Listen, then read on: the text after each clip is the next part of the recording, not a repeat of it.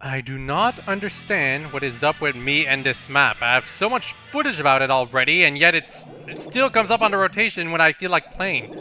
And for some reason, I've saved footage about it anyway, even though I have so much of it. It's like, it sticks with me of, like, varicella on a 5-year-old. I mean, chickenpox like a 5-year-old. Pretty good aim from the squiffer right there. I thought it was the splash shot user that caught me, but no, it was just really good aim from the classic squiffer user. However, squiffers on splat zones, I don't know. I don't know what would possess you to believe you can make that work. And I was feeling vengeful right there, and I wanted to catch that squiffer, but instead I had to settle for that other squid. Too bad for me, I suppose, but I really have to stop being all suicidal on my foes anyway.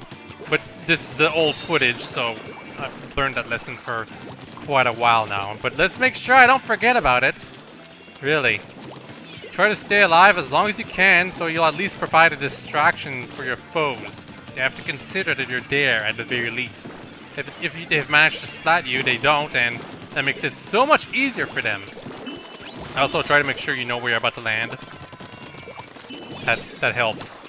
But yeah, here's the problem with the classic squiffer. They activate their special, and it's like you just go around and around them, and they can't do anything. Like, maybe they could if they were really, really fast with their stick, but as I just demonstrated, that was not the case. It's too difficult for them to keep up, especially when they're surrounded by multiple foes.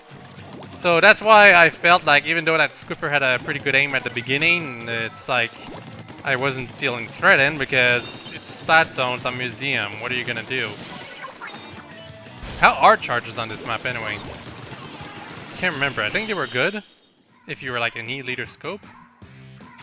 On Splat Zone specifically, by the way. Like on normal Turf War, I would assume it was quite different. But on Zones Museum, I'm not sure if any sort of charger would be good. Zones Hammerhead Bridge, that's a good map for chargers. But this one, I don't know. Feels the Splat Zone is too square-ish, even though it's more of a rectangle. I suppose some people just feel like being daredevil-y.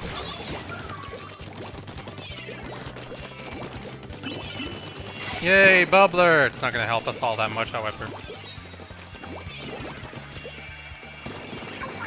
Right here, bad position. I should have stayed behind that structure, but well, that's what I was trying to do, just from the wrong angle, unfortunately.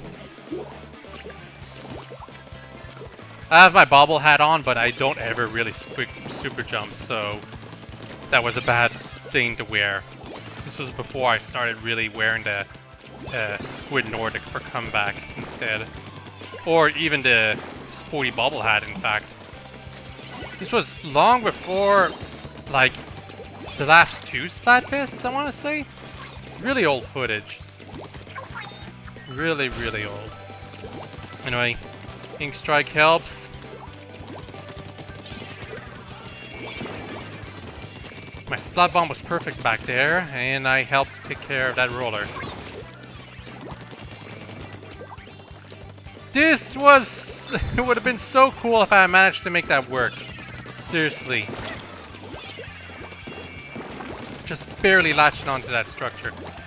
Anyway, my counter to that opponent trying to ambush me right there was probably one of the best things I did in a while, at least back then, because it never really occurred to me to, like, play like that against an opponent about to ambush me. Just assessing how they are about to attack me and countering perfectly. I've probably done it before, but this was like one of those instances where I really noticed that I did it well. Anyway, that opponent right there had a bubbler, but they didn't react in time, so they weren't able to counter our domination. And that's these two matches. Hope you've all enjoyed this video, and I'll have a very nice day. Bye-bye.